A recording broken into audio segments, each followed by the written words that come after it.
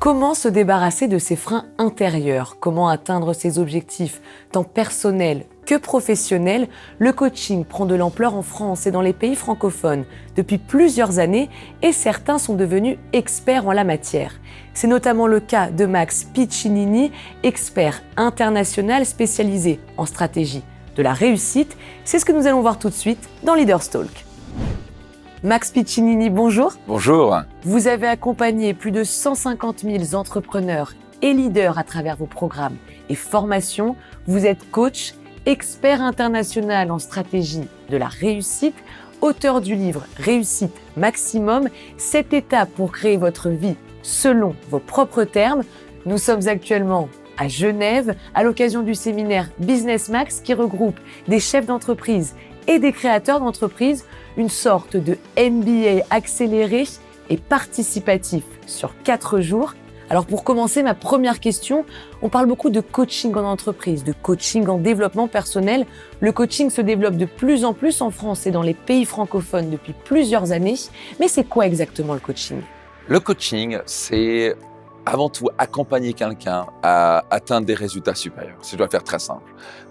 Moi, j'étais le premier à être très réfractaire. Il y a plus de 10 ans, on dit « le coaching, c'est quoi ces trucs, ça peut faire gourou, qui est là pour me donner des conseils, etc. » Et donc, je préfère peut-être un peu recentrer ce que c'est un vrai coach à mon sens. Et il y a des coachs type, il y a différents types de coaching. Il y a le coaching type motivationnel, ce que je fais absolument pas. Certains croient ça parce que c'est très dynamique nos séminaires. Et la raison, on les fait bouger parce que sinon ils s'endorment. Donc quand on bouge, on retient mieux, notre mémoire fonctionne mieux. Mais le coaching motivationnel ne marche absolument pas. Parce que si je dois gonfler les gens comme des ballons, ils vont se dégonfler 72 heures plus tard. Donc il y a aussi le coaching type intellectuel, où on donne des conseils, où on brasse de l'air, il faut que tu fasses ceci, il faut que tu fasses cela, ce qui est totalement inefficace. Donc moi, ça fait 25 ans que j'étudie tout ce qui est autour du potentiel humain. Comment libérer le potentiel humain? Ça va de la PNL à la neuroscience, à la psychologie. Comment concrètement le cerveau marche? Quelles sont nos croyances limitantes? Quels sont nos blocages intérieurs? Et comment on fait en sorte de libérer cela? Donc je prends un exemple, un chef d'entreprise, c'est très compliqué pour lui de faire x10 sur son chiffre d'affaires s'il ne croit pas au fond de lui qu'il n'a pas l'intime conviction de faire x10. Donc une chose que je vais travailler par exemple chez lui, c'est avant tout sa psychologie. Ok, oui, mais je sais que je peux, mais si je fais x10, je vais peut-être travailler plus, je vais pas voir ma famille. Et en fait, on va juste lever ses freins qui va lui permettre de déjà croire que c'est possible. Et après, créer un vrai plan d'action stratégique. Donc moi, j'appelle ça du coaching stratégique. On va vraiment faire un plan d'action concret. Qu'est-ce qui doit être fait concrètement et spécifiquement pour y arriver? Suivre une méthode. C'est une vraie méthodologie, c'est avant tout lever les barrières psychologiques. Numéro 2, créer un vrai plan d'action et ensuite l'aider à passer à l'action pour générer des résultats. Donc moi, je fais dans le coaching de résultats. Ce qui m'intéresse et c'est ce qui fait, je pense, le succès de mes séminaires et de mes programmes, c'est que les gens ont des résultats. On a 3 personnes qui ont témoigné tout à l'heure. Une a fait x10 sur sa trésorerie en l'espace d'un an. Entre 2020 et 2021, j'ai multiplié par 10 ma trésorerie. Une autre a augmenté de 52% de son chiffre d'affaires. Un chiffre d'affaires qui a augmenté de 52%. L'autre a doublé son chiffre d'affaires et a multiplié par 12 ses bénéfices. Ça, ce sont des résultats concrets. Ça, c'est ce qui m'intéresse. Et justement, vous venez d'en parler, votre passion, c'est de débarrasser les gens de leurs freins intérieurs. Mais c'est quoi les freins intérieurs ?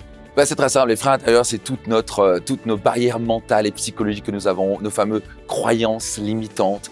Et ce qui me passionne, parce que moi, j'étais le premier à en avoir beaucoup. Je viens d'une mère qui gagnait pas beaucoup d'argent, qui était prof de religion catholique. Mon père était prof de français et au collège, on était 4 enfants, on ramait financièrement. Et donc, j'avais plein de croyances limitantes, pas possible pour moi. J'ai un bac +1 et une semaine au passage, et fier de pas être allé plus loin.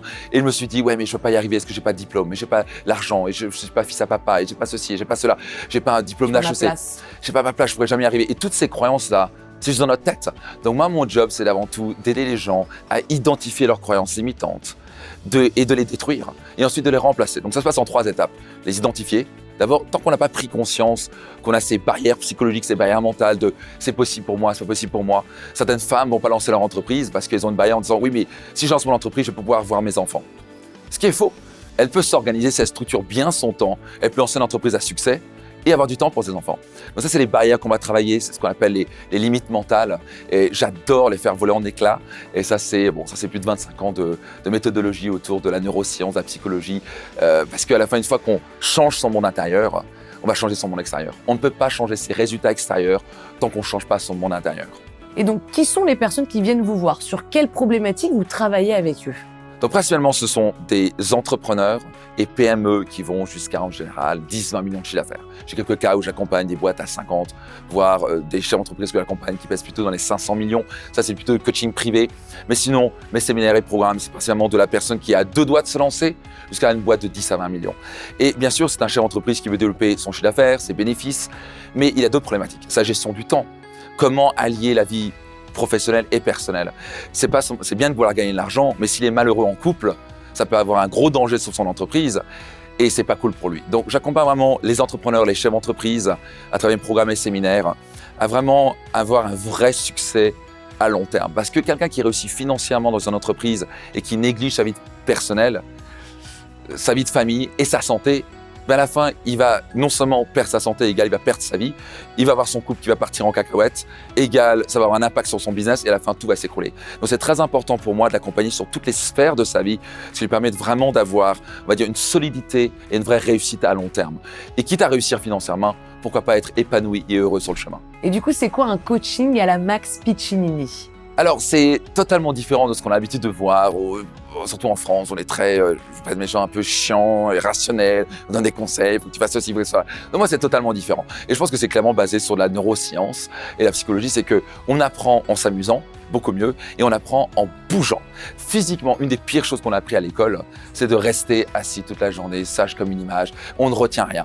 Et donc le fait de bouger, on active le sang, on active des neurones, on active Une mémoire sensorielle aussi, peut-être. Une mémoire sensorielle, absolument, et surtout on développe aussi des hormones comme la sérotonine, et ce qui fait qu'on se sent mieux et on retient beaucoup mieux. Donc si je ne vais pas bouger pendant 3-4 jours de séminaire, ils vont rien retenir, ils vont s'endormir. Donc c'est pas leur rendre service de ne pas faire bouger. Donc c'est très dynamique, c'est très fun, on bouge, on danse, mais pas pour faire le show à l'américaine, simplement pour qu'ils retiennent mieux. Donc c'est très dynamique, on a beaucoup de partage. C'est 20% de théorie, 80% de coaching, de cas pratiques, d'échanges. C'est comme ça qu'on apprend. Et pour terminer cet entretien, on vit dans une période qui est quand même un peu anxiogène, les temps sont un peu durs. Quels conseils donneriez-vous en tant que coach ? Ce qu'il faut faire, c'est être calé à la télé et regarder la télé à longueur de journée, surtout les news négatives. Et là, c'est sûr que vous allez vous sentir vachement bien.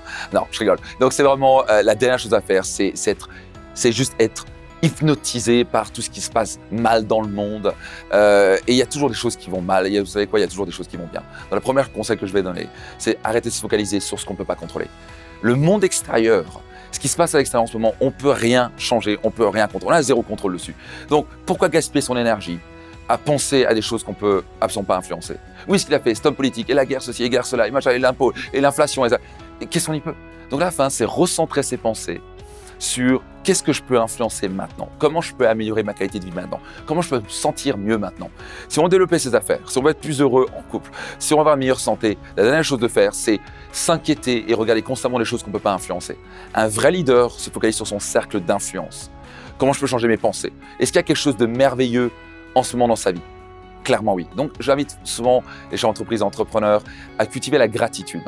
Qu'est-ce qu'il y a de merveilleux dans sa vie maintenant? Est-ce que vous avez 2 bras? Il y a des gens qui n'ont pas 2 bras. Est-ce que vous avez 2 jambes pour marcher? Est-ce que vous êtes dans un pays en ce moment en guerre? Forte chance que non. Est-ce que vous avez un toit? Est-ce que vous avez de quoi manger? Si on a ça déjà, en fait, il y a, dans l'économie mondiale, 75% des gens vivent en dessous d'$1 par jour. Donc moi, quand je pense à ça, c'est une vraie statistique. Je pense à des gens en Inde, je pense à des gens en Afrique, je pense à des gens en Amérique latine. Je n'ai pas le droit de râler. J'ai littéralement pas le droit moral de râler.